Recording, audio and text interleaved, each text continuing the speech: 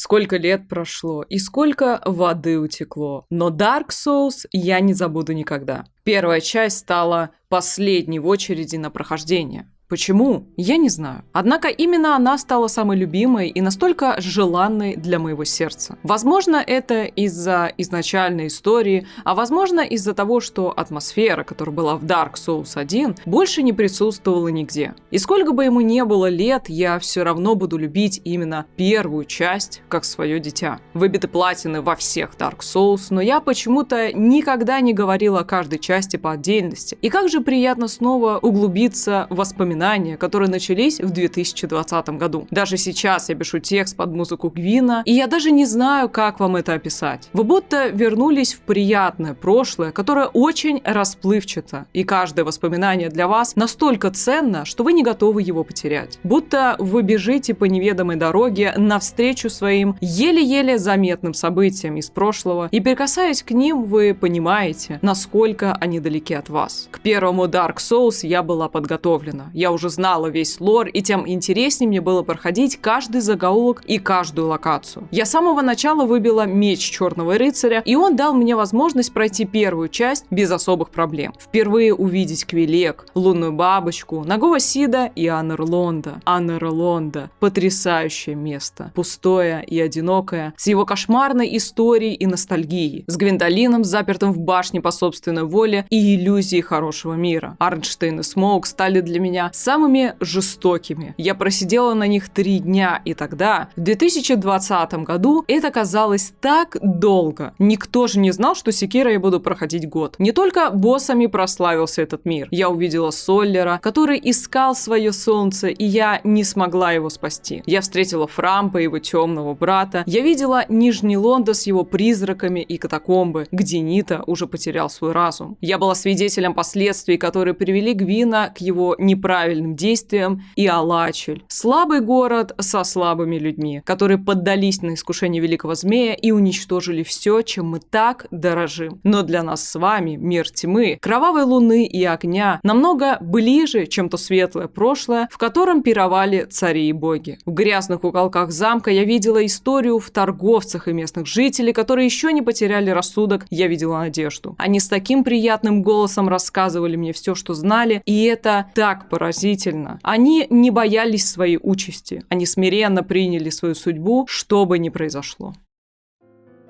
Я не думала о доспехах, ведь сам мир интересовал меня больше всего, и благодаря мечу Черного Рыцаря я достаточно быстро двигалась вперед, преодолевая все новые препятствия, открывая секретные двери и продолжая свое путешествие. Не так сильно мне понравились сюжетные боссы, однако как же я влюбилась в самых главных, самых жестоких и сильных героев этой истории. Манус и Арториус – это ли не самое важное во всех Dark Souls? Ничего нет лучше Арториуса и Мануса по той простой причине, что Манус стал тем, кем он есть не по своей воле, и его облик является лишь осквернением настоящего теложителя Алачеля, который смог прожить свою жизнь и умереть, так и не став чем-то, что станет началом конца. Каас, в свою очередь, не упустил свой интерес, и кому именно он служил, так и непонятно. Возможно, это не конкретное существо, а змеи являются лишь проводниками в тот или иной период времени, а возможно, как и в Elden Ring, в Dark Souls был свой порядок. Просто назывался он по-другому. В любом случае, побеждая Арториуса, мы приходим в начало,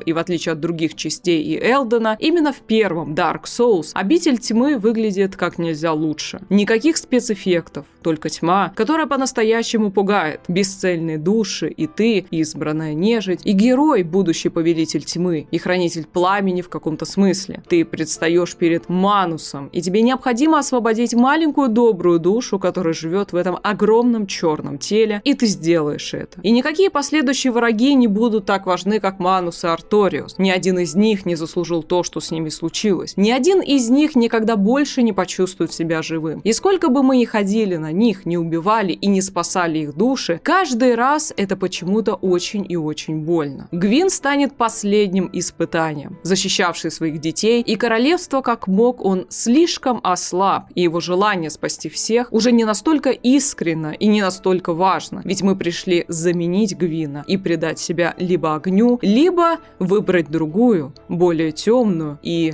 неизведанную жизнь.